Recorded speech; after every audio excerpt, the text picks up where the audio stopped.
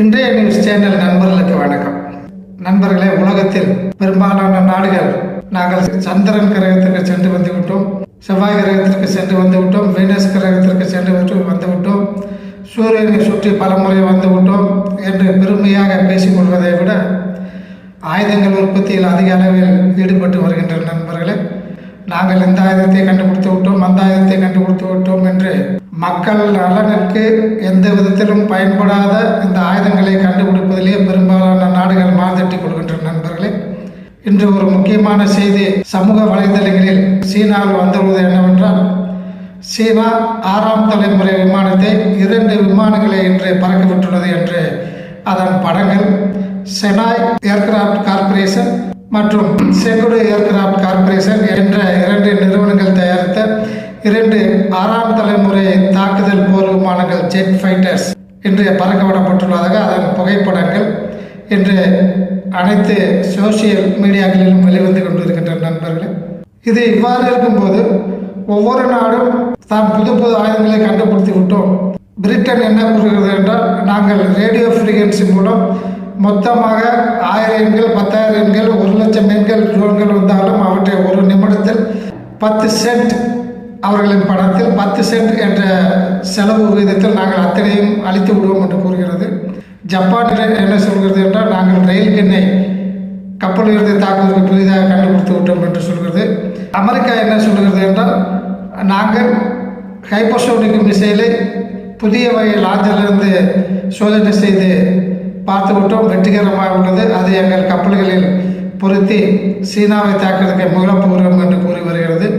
Russia என்ன சொல்கிறது என்றால், எங்களுடைய ஓரன்சிக் என்று சொல்லக்கூடிய புதுவகை மிசைலை அமெரிக்கா, சைனா மற்ற எந்த நாடாக இருந்தாலும், நேட்டோ நாடாக இருந்தாலும் தடுத்து நிறுத்த முடியாது, பாருங்கள் போட்டிக்கு நாங்கள் உங்கள் ஆயுதங்களை நாங்கள் தாக்கி அழித்து நிரூபித்து காட்டுகிறோம் என்று ரஷ்யா வாதிட்டுக் கொள்கிறது. நண்பர்களே, மனித குலத்திற்கு உணவு உற்பத்தி பெருக்குவதை விட்டுவிட்டு மனித இனத்தை அழிப்பதற்கு தேவையான புது புது ஆயுதங்களை கண்டுபிடித்து வருகிறார்கள். நண்பர்களே, இவ்வாறு புது புது ஆயுதங்களை தயாரிப்பதால் மனித இனத்திற்கு அழிவுதானே தவிர மனித இனத்திற்கு மேம்பாடு என்ற ஒரு வகையில் எந்த விதத்திலேயும் உதவி செய்ய போவதில்லை.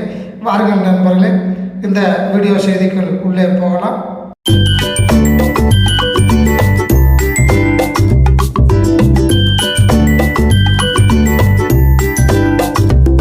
நண்பர்களே, இந்த வீடியோவை சப்ஸ்கிரைப் செய்யாத நண்பர்கள் தயவு செய்து சப்ஸ்கிரைப் செய்து கொள்ளும்படி கேட்டுக்கொள்கிறேன். நண்பர்களே, நாம் முதலில் பிரான்ஸ் நாட்டிடமிருந்து தசால்ட் ஓரகன் என்ற ஒரு விமானத்தை வாங்கினோம். இது தாக்குதல் விமானம். முதலில் பிரான்ஸ் நாட்டிடமிருந்து தான் நாம் வாங்கினோம் 1953ஆம் ஆண்டு. நண்பர்களே, உடனே பாகிஸ்தான் என்ன செய்தது என்றால், அமெரிக்காவிடமிருந்து F-86F என்று சொல்லக்கூடிய 102 விமானங்கள் நாம் வாங்கிய தசால்ட் ஓரகன் என்ற விமானத்தை விட மிக திறமை வாய்ந்த விமானத்தை வாங்கியது. ஆகவே நம் விமானப்படையை விட 1953இல் பாகிஸ்தான் தனது விமானப்படையை மிக சிறந்த விமானப்படையாக வைத்திருந்தது.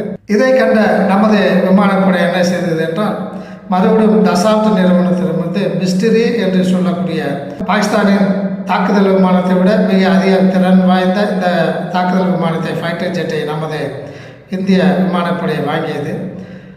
உடனே இதை கண்டு பொறாமைப்பட்ட பாகிஸ்தான் உடனடியாக நமக்கு போட்டியாக 1957இல் நாம் தசால்ட் மிஸ்டரி என்று சொல்லக்கூடிய விமானத்தை வாங்கினோம். ஆகவே இதை கண்ட பாகிஸ்தான் பொறாமை கொண்டு உடனே அமெரிக்காவிடம் 1961ஆம் ஆண்டு புதிய வகை தாக்குதல் விமானத்தை வாங்கியது. அதன் பெயர் F-102 என்று சொல்லக்கூடிய விமானம். நண்பர்களே, ஆகவே தொடர்ந்து 1953இலிருந்தே நமது விமானப்படைக்கு போட்டியாக சிறந்த விமானங்களை வைத்திருக்க வேண்டும் என்ற எண்ணத்தில் பாகிஸ்தான் போட்டி போட்டுக்கொண்டே வந்தது.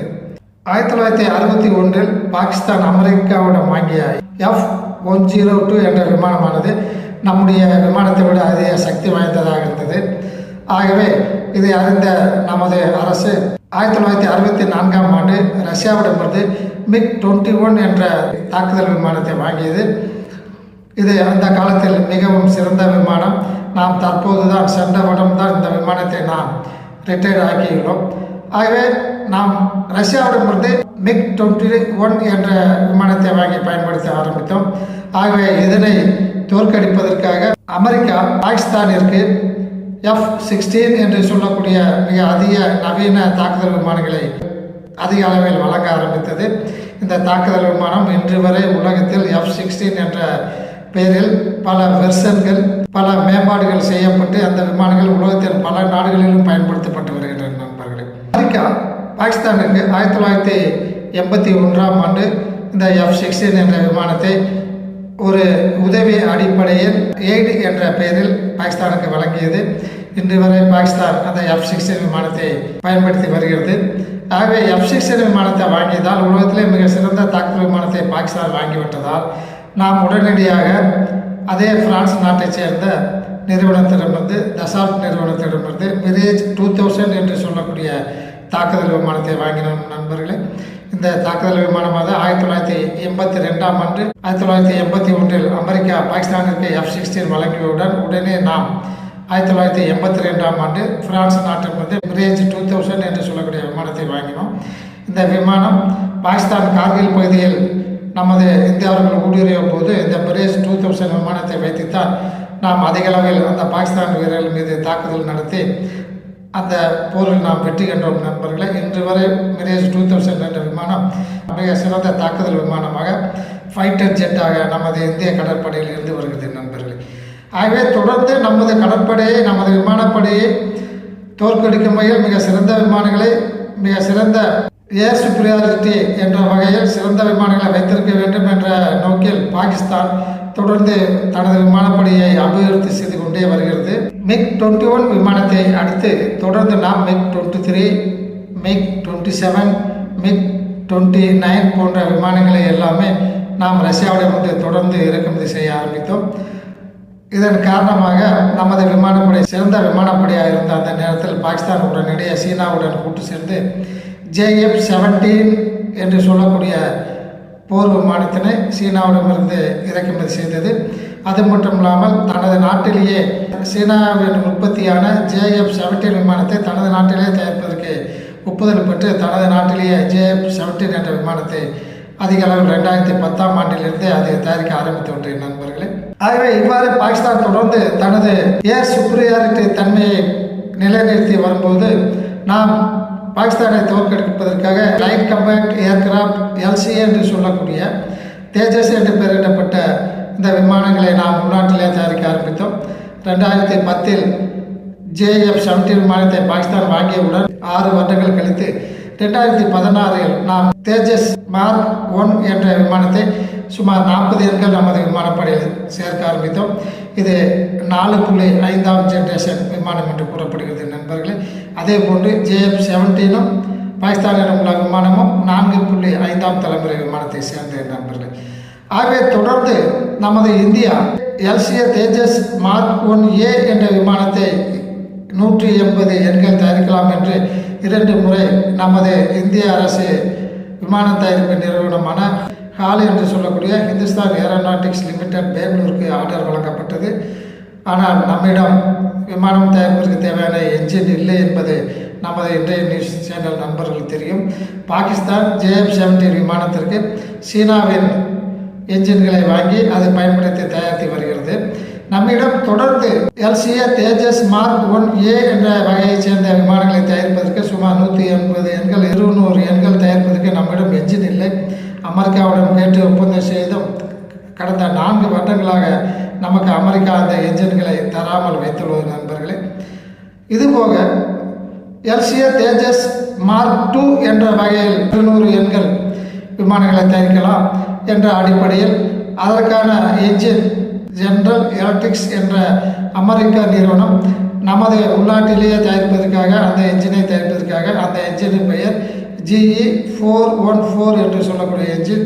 இந்த என்ஜின் 95 கிலோ நியூட்டன் பவர் கொண்ட என்ஜின். இந்த என்ஜினை உள்நாட்டிலே தயாரிக்கலாம் என்று ஒப்பந்தம் செய்யப்பட்டு 1 வருடமாகியும் அந்த வேலையும் இனியும் ஆரம்பிக்கப்படாமல் உள்ளது. நண்பர்களே, ஆகவே நாம் 180 எண்கள் புதிதாக தேஜஸ் மார்க் 1A, 200 எண்கள் தேஜஸ் மார்க் 2 என்ற 4.5ஆம் தலைமுறை விமானங்களை தயாரிப்பதற்கு முயன்றும் நம்மிடம் என்ஜின்கள் அமெரிக்கா இதுவரை தராததால் அந்த விமானங்களை எல்லாம் தயாரிக்க முடியாமல் உள்ளது.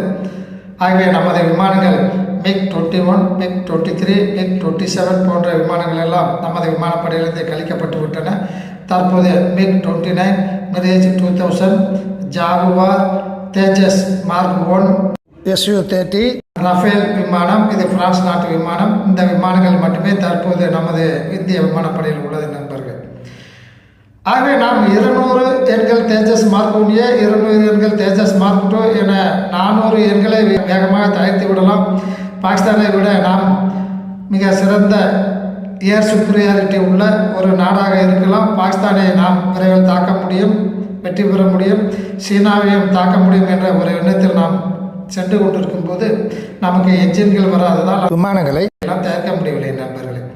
இதற்கிடையில் பார்த்தோம்னா 5ஆம் தலைமுறை விமானங்களும் வந்துவிட்டன. நாம் இப்போது 400 எண்கள் 4.5 தலைமுறை விமானத்தை தான் தயாரிப்பதற்கு என்ஜின்கள் என்று கூறிக்கொண்டிருக்கிறோம். ஆனால் இதற்கிடையில் சீனா ஏற்கனவே J-20 என்ற 5ஆம் தலைமுறை விமானத்தை வைத்துள்ளது. இந்த 5ஆம் தலைமுறை விமானத்தில் மிக முக்கியமானது ஸ்டெல்தி கேரக்டர், அதாவது நமது நாட்டிற்கு தெரியாமல், நமது விமானங்களில் உள்ள ரேடார்களுக்கும் தெரியாமல், நமது தரைப்பகுதியில் உள்ள ரேடார்களுக்கும் தெரியாமல் இந்த J-20 என்ற 5ஆம் தலைமுறை விமானங்கள் நமது இந்தியாவிற்குள் தானாகவே உள்ளே வரக்கூடியது. அதை கண்டுகொள்ள முடியாது. ஏனென்றால் இந்த வகை ஸ்டெல்தி விமானங்கள் எல்லாம் பெரும்பாலும் இரவு நேரங்களில் வந்து தாக்குதலை ஆரம்பிக்கும். இரவு நேரத்தில் வரும்போது நம்புகொள்ள முடியாது. அதே போல் அமெரிக்காவும் 5ஆம் தலைமுறை விமானமாக F-22, F-35 என்ற உலகத்திலே மிக சிறந்த விமானங்களை வைத்துள்ளது நண்பர்களே. அதே போன்று ரஷ்யா தற்போது முயன்று Su-57 என்ற 5ஆம் தலைமுறை விமானத்தை வைத்துள்ளது. சீனா, ரஷ்யா, அமெரிக்கா போன்ற நாடுகளெல்லாம் 5ஆம் தலைமுறை விமானத்திற்கு சென்று விட்டன. இந்த 5ஆம் தலைமுறை விமானங்கள் இருக்கும்போது நாம் இனியும் 4.5ஆம் தலைமுறை விமானத்தை தயாரிப்பதற்கு நாம் என்ஜின்கள் இல்லாமல் மிக சிரமப்படுகிறோம். இதற்கிடையில் நமது உள்நாட்டில் பல வருடங்களாக 1980 தயாரிக்கப்பட்டு வந்த காவிரி என்ஜின் தற்போது தான் முழுமையாக 75 முதல் 78 கிலோ நியூட்டன் பவர் கொடுக்கக்கூடிய ஒரு என்ஜினாக தயாரித்து முடிக்கப்பட்டு அது தற்போது ஒரு விமானத்தில் பொருத்தப்பட்டு, ஒரு போக்குவரத்து விமானத்தில் பொருத்தப்பட்டு அது சோதனை செய்யப்பட உள்ளது நண்பர்களே. ஆகவே இனியும் ஒரு வருடத்திற்குள் நாமும் நமது விமானப்படைக்கு தேவையான என்ஜின்களை முழுமையாக தயாரித்து விட முடியும். அது ஒரு பக்கம் அவ்வாறு இருக்க, தற்போது அடுத்த ஒரு 5ஆம் தலைமுறை விமானமான J-35 என்று சொல்லக்கூடிய ஒரு விமானத்தை சீனா தற்போது தயாரித்து தனது விமானப்படையில் சேர்த்து கொண்டிருக்கிறது. இந்த 5ஆம் தலைமுறை விமானமான J-35 விமானத்தை 40 எண்கள் வாங்குவதற்கு ஏற்கனவே பாகிஸ்தான் சீனாவிற்கு ஆர்டர் வழங்கியுள்ளது. நமது விமானப்படையை விட மிக சிறந்ததாக இருப்பதற்காக 5ஆம் தலைமுறை விமானத்தை வாங்க ஆரம்பித்து விட்டது. JF-17 என்பது 4.5ஆம் தலைமுறை பாகிஸ்தான் விமானம். அதற்கு அடுத்ததாக 5ஆம் தலைமுறை விமானமான J-35 என்ற விமானத்தை சீனாவிடம் வாங்கப் போகிறது. நம்மிடம் 5ஆம் தலைமுறை விமானம் இல்லை, இதுவரை இல்லை. ஆகவே இந்த நேரத்தில் அனைத்து நாடுகளும் 5ஆம் தலைமுறை விமானத்தை வாங்கி பயன்படுத்தி கொண்டிருக்கும் போது அமெரிக்கா உட்பட, ரஷ்யா உட்பட, சீனா உட்பட, பாகிஸ்தான் உட்பட நாம் இப்பொழுதுதான் 4.5ஆம் தலைமுறை விமானத்தை ஏலமாக தயாரிக்கலாம் என்ற ஒரு எண்ணத்தில் சென்று கொண்டிருக்கிறோம். அது இனியும் ஆரம்பிக்கப்பட முடியாமல் உள்ளது, என்ஜின் இல்லாத காரணத்தால். தற்போது நமது விமானப்படை முடித்து கொண்டிருக்கிறது. 4.5ஆம் தலைமுறை விமானத்தை வாங்கி நாம் என்ன செய்ய போகிறோம்? ஏனென்றால் எல்லா நாடுகளும் 5ஆம் தலைமுறை விமானத்திற்கு போய்கொண்டிருக்கின்றன, நமது எதிரிகள் நாடுகள் எல்லாம். ஆகவே 5ஆம் தலைமுறை விமானமான நம்முடைய AMCA advanced medium fighter aircraft என்ற AMCA என்ற விமானத்தை மிக விரைவாக தயாரிக்கலாம் என்று சென்ற வருடம் தான் நமது அரசு நிதி ஒதுக்கீடு செய்து தற்போது அது டிசைன் எல்லாம் முடிந்து புரோட்டோடைப் தயாராகி கொண்டிருக்கிறது நண்பர்களே. அது விரைவில் இனியும் ஒரு 6 அல்லது 10 மாதங்களில் இந்த AMCA விமானம் புரோட்டோடைப் பறக்க விடப்பட்டு சோதனை செய்யப்படலாம். ஆனால் அதை விமானப்படையில் சேர்ப்பதற்கு 2030-2032 வருடங்கள் ஆகும் என்று தெரிகிறது. ஆகவே நமது 5ஆம் தலைமுறை விமான AMCA விமானம் 2032 நமது விமானப்படையில் சேர்க்கும் வரை பாகிஸ்தான் அதிக அளவில் 5ஆம் தலைமுறை விமானத்தை சீனாவிலிருந்து வாங்கக்கூடும் அல்லது சீனாவின் அனுமதி பெற்று உள்நாட்டிலேயே தயாரிக்க முடியும் நண்பர்கள். நம்முடைய விமானம் AMCA விமானம் 2032 இனியும் ஒரு 7 வருடங்களாக இருக்கின்றன நமது விமானப்படையில் சேர்ப்பதற்கு. அதற்குள்ளாக பாகிஸ்தான், சைனா, ரஷ்யா, அமெரிக்கா ஆகிய நாடுகள் ஏலமான 5ஆம் தலைமுறை விமானங்களை வைத்துக் கொள்ளும். ஆகவே பாகிஸ்தான் நமது விமானப்படையை தோற்கடிக்கக்கூடிய ஒரு சூழ்நிலை உருவாகிறது. அது மட்டுமல்லாமல் பிரிட்டன், பிரான்ஸ், ஸ்பெயின் போன்ற நாடுகள் எல்லாம் 5ஆம் தலைமுறை விமானத்தை தயாரிப்பதற்கு பதிலாக நேரடியாக 6ஆம் தலைமுறை விமானத்தை தயாரிப்பதற்கு சென்று விட்டார்கள் நண்பர்களே. ஐரோப்பிய நாடுகள் எல்லாம் ஒன்று சேர்ந்து 6ஆம் தலைமுறை விமானத்தை ஃபியூச்சர் கம்பேட் ஏர் சிஸ்டம் என்ற பெயரில் தயாரிப்பதற்கு அவர்கள் திட்டமிட்டு அதில் தங்களது பணியை ஆரம்பித்து விட்டார்கள். பிரிட்டன், இங்கிலாந்து, ஜப்பான் ஆகிய நாடுகளெல்லாம் சேர்ந்து குளோபல் கம்பேட் ஏர் ப்ராஜெக்ட் என்ற விமானத்தை தயாரிப்பதற்கு அவர்கள் முயன்று கொண்டிருக்கிறார்கள். தற்போது சென்ற வாரம்தான் இந்தியாவையும் அந்த திட்டத்தில் சேர்ந்து கொள்ளும்படி அழைத்துள்ளது. ஆனால் இந்தியா இதுவரை எந்த விதமான அறிக்கையும் வெளியிடவில்லை. அதேபோன்று அமெரிக்கா 6ஆம் தலைமுறை விமானத்தை தயாரிப்பதற்கு முயன்று வருகிறது. அதே நேரத்தில் புதிய தகவல் என்னவென்றால், சீனா தனது 6ஆம் தலைமுறை விமானத்தையும் தயாரித்து வெளியிட்டு விட்டது என்ற செய்திகள் வெளிவந்து கொண்டிருக்கின்றன. 2 விமானங்களை தயாரித்துள்ளன. இந்த 2 விமானங்களுமே ஃப்ளாட்டாக உள்ளன. படத்தை பாருங்கள் நண்பர்களே. இதில் மேலே செங்குத்தாக இருக்கக்கூடிய ரெக்கைகள் கிடையாது. விமானத்தின் பின்பகுதியில் உள்ள வால் என்று சொல்லக்கூடிய டெயிலும் இதற்கு கிடையாது. இது மிக அதிக வேகமாக, அதிக உயரத்தில், அதிக தாக்குதல் திறனோடு, அதிக ஏரியா சென்று வரக்கூடிய அளவிற்கான விமானமாக இருக்கலாம் என்று கருதப்பட்டு பலவாறாக பேசப்பட்டு வருகிறது சோசியல் மீடியாக்களின் நண்பர்களே. இதை பார்த்தவுடன் நமது விமானப்படை சற்று கலங்கத்தான் வேண்டியிருக்கும். ஏனென்றால் நம்மிடம் இனியும் சிறந்த 4.5ஆம் தலைமுறை விமானமே இல்லையே நண்பர்களே. தேஜஸ் மார்க் 1 என்று சொல்லக்கூடிய விமானங்கள் தான் 32 விமானங்கள் உள்ளன. ஒரு 8 விமானங்கள் பயிற்சி விமானங்கள். இந்த 32 விமானங்கள் தான் 4.5 விமானங்கள். அதுக்கு அடுத்தபடியாக பிரான்சிலிருந்து வாங்கப்பட்ட ரஃபேல் விமானம் ஒரு 36 விமானம். இது ஒரு 4.5ஆம் தலைமுறை விமானம். ஆனால் பாகிஸ்தான் JF-17 என்ற 4.5ஆம் தலைமுறை விமானத்தையும், J-35 என்ற 5ஆம் தலைமுறை விமானத்தையும் தற்போது அதை பயன்படுத்த எத்தனித்து வருகிறது. இந்த சூழ்நிலையில் நாம் இனியும் 4.5ஆம் தலைமுறை விமானத்தை தயாரிக்கப் போகிறோம் என்று நமது விமானப்படை கருதி கொண்டிருந்தால் அது அவ்வளவு தேவையில்லாத ஒரு செலவாகத்தான் இந்திய மக்கள் கருதக்கூடிய நிலை இருக்கும் நண்பர்களே. ஏனென்றால் 4.5ஆம் தலைமுறை விமானங்கள் அந்த அளவிற்கான எண்ணிக்கையில் வைத்து நாம் என்ன செய்ய போகிறோம்? 4.5ஆம் தலைமுறை விமானத்தை வைத்து பாகிஸ்தானிலிருந்து வரக்கூடிய, சீனாவிலிருந்து வரக்கூடிய 5ஆம் தலைமுறை விமானத்தை நம்மளால் தோற்கடிக்க முடியுமா? ஆகவே இந்த நேரத்தில் தான் நாம் இனியும் 7 வருடங்களாக இருந்து நம்முடைய 5ஆம் தலைமுறை விமானம் ஏஎம்சியை வெளிவருவதற்கு. ஆகவே ரஷ்யா என்ன சொல்கிறது என்றால், எங்களிடம் உள்ள Su-57 விமானத்தை வாங்கிக் கொள்ளுங்கள், மிக குறைந்த விலையில் தருகிறோம், உங்கள் நாட்டிலேயே தயாரித்துக் கொள்ளுங்கள், என்ஜின்களையும் மற்ற முழு விமானத்தையுமே தயாரித்துக் கொள்கிறோம் என்று பேச்சுவார்த்தைக்கு அழைக்கிறது. இனியும் இந்தியா முடிவெடுக்காமல் உள்ள நண்பர்களே. இந்தியாவுக்கு பயம் என்னவென்றால், ரஷ்யா உடனடியாக வழங்குமா, உக்ரைன் போரில் ஈடுபட்டு கொண்டு இருப்பதால் நமக்கு உடனடியாக கிடைக்குமா அல்லது காலதாமதமாகுமா என்ற ஒரு பயம் இந்தியாவிற்கு இருக்கிறது. அது மட்டும் இல்லாமல் அமெரிக்காவின் F-35 5ஆம் தலைமுறை விமானத்தை அமெரிக்கா தருவதற்கு தயாராக இருக்கிறது. ஆனால் அந்த வகையிலும் நமக்கு ஒரு பயம் உள்ளது. ஏனென்றால் விமானத்தை தரும் நமது இந்தியாவை அமெரிக்காவுக்கு பிடிக்கவில்லை என்றால் அதுக்கு தேவையான ஸ்பேர் பார்ட்ஸ்களை தராது. நிச்சயம் அமெரிக்கா F-35 விமானத்தை இந்தியாவில் தயாரிப்பதற்கு அனுமதிக்காது. அதே போன்று தொழில்நுட்பம் இந்தியாவுக்கு தராது. வேண்டுமென்றால் விமானங்களை வேண்டுமென்றால் தரும். முன்னாளில் அதற்கு தேவையான ஸ்பேர் பார்ட்ஸ்களை வழங்குவதில் சிரமம் ஏற்படலாம். நமது ஏஎம்சி 5ஆம் தலைமுறை விமானம் வருவதற்கும் காலதாமதமாகும் என்று தெரிவித்த நண்பர்களே.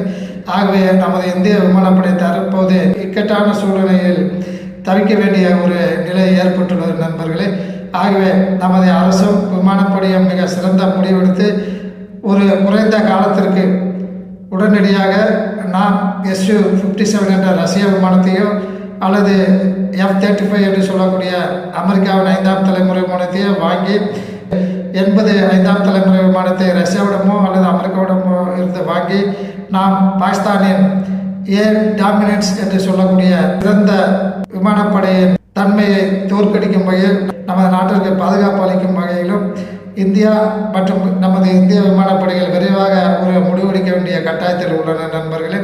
இது மட்டும் இல்லாமல் உடனடியாக ஒரு 5 வருடங்களுக்குள் 6ஆம் தலைமுறை விமானத்தை தயாரிப்பதற்கு தேவையான ஏற்பாடுகளை செய்து 6ஆம் தலைமுறை முதல் விமானத்தினை பறக்கவிட்டு சோதனை செய்யும் வகையில் உடனடியாக ஆராய்ச்சிகள் மற்றும் அது தயாரிப்பு சம்பந்தமான தொழில்கள் மற்றும் நம் காவிரி என்ஜினின் திறம் மேம்பாடு ஆகியவற்றில் நமது விமானப்படையும் கால் நிறுவனமும் நமது இந்திய அரசும் இச்செயலில் மிக தீவிரமாக ஈடுபட்டால் நமது நாட்டின் நற்பெயரும் தற்போது நமது நாட்டை ஆண்டு கொண்டிருக்கிற அரசிற்கும் மிக சிறந்த நற்பெயர் ஏற்படக்கூடும் என பொதுமக்கள் கருதுகிறார்கள்.